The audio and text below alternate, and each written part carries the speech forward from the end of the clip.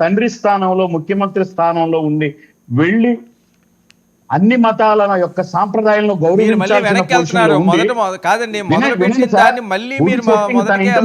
గుడి సెట్టింగ్ తన ఇంటి ముందు వేసుకున్నాడుకి సరే సరే కాదండి, అది అయిపోయింది, అది అయిపోయింది. ఇందాకే మీరు మాట్లాడారు పిఠాపురంలో ఏం జరుగుతుంది గురించి మాట్లాడే అర్హత ఉందా అండి? కాశీనాయన అంటే ఎవరు? ఆయన ఏం చేసినాడు? వాళ్ళ సామాజిక వర్గమే ఎందుకు తెలుసా అండి? నాగేంద్ర గారు, మీరు ఆల్రెడీ దాని మీద చాలాసేపు మాట్లాడి మళ్ళీ వెనక్కి వెళ్తే అది డబ్బి వేరేగా అవుతుంది. వాళ్ళు పిఠాపురం గురించి ప్రస్తావిస్తున్నారు. ఆయన పర్టికులర్ గా రమేష్ గారు దాన్ని పాయింట్అవుట్ చేస్తున్నారు. పిఠాపురం ఇప్పుడు ఏం చెప్పాడు? ఎవరు ఆయన పేరు మా మర్రెడ్డి శ్రీనివాస్ గారు వెళ్ళారు అని. సరే, ఇప్పుడు ఏం జరిగింది సార్? మర్రెడ్డి శ్రీనివాస్ వెళ్తే మా వర్మ కావాలి అన్నారు. ఏమైతుంది? మీ వర్మకి మేమేం కాదు కదా. వర్మ ఇప్పుడు తెలుగుదేశంలోనే కదా ఉన్నాడు, ఎన్డీఏ కదా.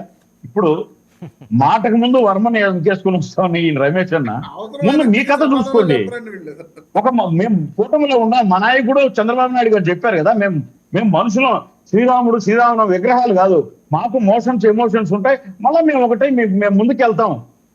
మీరు అది వదిలేసి వర్మకు అన్యాయం జరిగిపోయింది, వర్మని ఇట్ట తిరుక్కున్నారు అట్ట తిరుక్కు, ముందు మీ కథ చెప్పండి.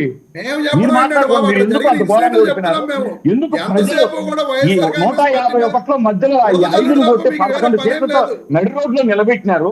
దీన్ని విశ్లేషణ చేసుకుందాము. మళ్ళీ మనం ఎట్టకెళ్ళి దాని గురించి కదా మాట్లాడాలి. ఎట్ట పుంజుకుంటాం, ప్రజలకు ఏమి చేయకుండా నవ్వుతా ఉన్నాయి, ఏం చేసి మళ్ళా ముందుకు వస్తాం, లేదా ఇప్పుడున్న పార్టీలో ఏ తప్పు జరిగింది, ఎటువంటి తప్పు జరుగుతుంది అనేది మీరు మోస డైలాగులు కాకుండా వాస్తవికమైన నిజాలతో వస్తే ఇది తప్పు అంటే ఎన్డీఏ గవర్నమెంట్ మీ మంచి సలహాలు తీసుకోవడానికి సిద్ధంగా ఉన్నది. We welcome. ఆ దృష్టిలో మీ నాయకుడు ఆలోచించాలా, మీరు ఆలోచించాలా? ఓకే, రైట్ అండి. Okay, thank you so much Nagendra గారు చర్చలో పాల్గొన్నందుకు. థ్యాంక్ యూ అండి కృష్ణాంజనేయులు గారు, థ్యాంక్ యూ కిరణ్ గారు, థ్యాంక్ యూ రమేష్ గారు. ఇది ఇవాల్టి